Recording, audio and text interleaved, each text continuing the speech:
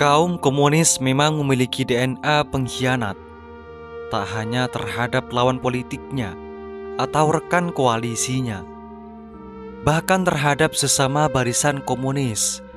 Juga mereka saling sikut demi mendapatkan jabatan.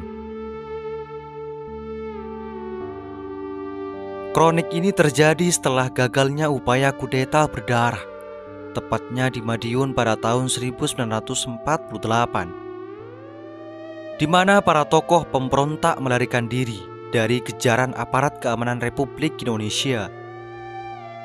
Pontang-panting para tokoh PKI berusaha menyelamatkan diri dari operasi militer yang digelar oleh TNI, membuat kekuatan PKI tercerai-berai dan berusaha menyelamatkan diri masing-masing.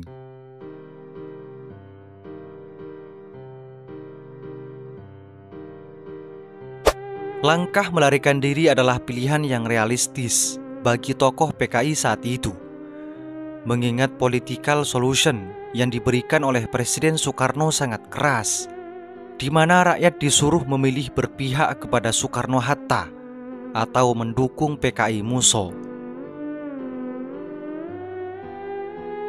Dalam keputusan itu, tersirat bahwa Presiden Soekarno akan menghancurkan sampai habis komplotan pengkhianat pimpinan Musso dan Amir Syarifuddin. Selama dalam pelariannya, para tokoh PKI berusaha untuk mengkonsolidasikan kekuatannya, dan hal itu mendapatkan peluang seluas-luasnya ketika meletusnya agresi militer Belanda II di tanggal 19 Desember tahun 1948.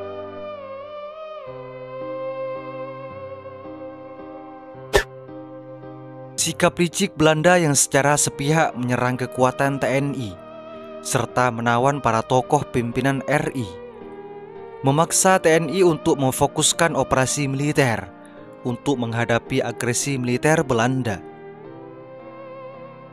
Panglima Besar Jenderal Sudirman memerintahkan perlawanan skala penuh melalui strategi gerilya semesta yang mencakup seluruh wilayah Republik Indonesia Serikat.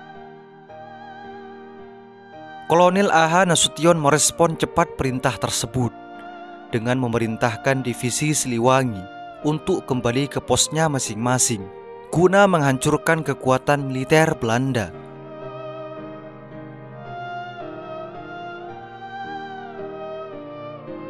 Respon tersebut menyebabkan kembalinya pasukan TNI ke wilayah Jawa Barat dan Jawa Timur, dan kelak operasi militer TNI yang berujung pada serangan umum 1 Maret pada tahun 1949 berhasil memperkuat bargaining position delegasi Indonesia di meja perundingan.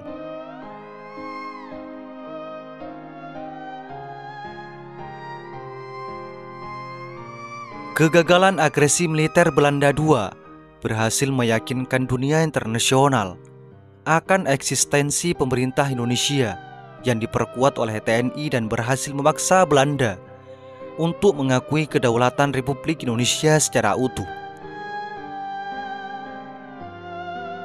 Pengakuan kedaulatan itu berujung pada kembalinya peralihan pemerintahan dari PDRI di Bukit Tinggi ke pemerintah pusat Republik Indonesia di Yogyakarta, dan Indonesia memasuki fase pemulihan di segala bidang.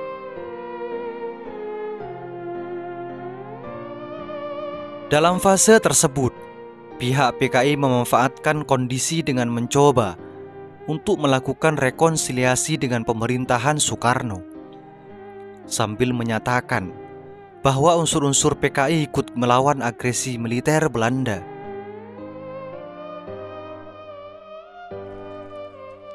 Presiden Soekarno yang kala itu masih menghadapi berbagai masalah keamanan, diantaranya kekuatan DITII yang enggan menyerahkan kembali pemerintahan sementara bentukan Kartosuwiryo kepada pemerintahan pusat Republik Indonesia. Begitu juga mengenai wilayah Irian Barat yang masih dikangkangi oleh Belanda, membuat Presiden Soekarno memilih meminta draft rekonsiliasi yang diajukan oleh DN Aidit.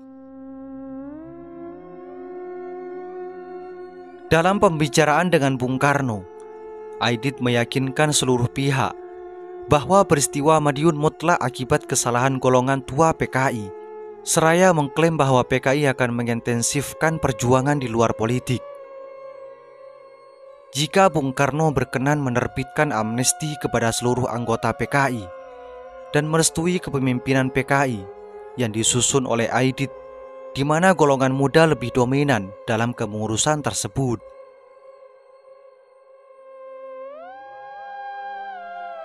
Presiden Soekarno pun merestui iktikad Aidit. Kong kali kong antar Bung Karno dan Aidit berhasil terwujud. Melalui sidang pleno yang digelar pada 7 Januari 1951, DN Aidit berhasil menyingkirkan golongan tua dari kursi CCPKI dengan garansi amnesti dari Bung Karno.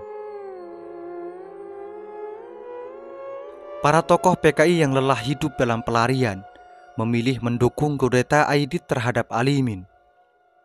Meskipun saat itu Aidit tak menjabat sebagai Menteri ESDM, tapi berhasil melancarkan kudeta terhadap kepemimpinan Alimin dan internal PKI.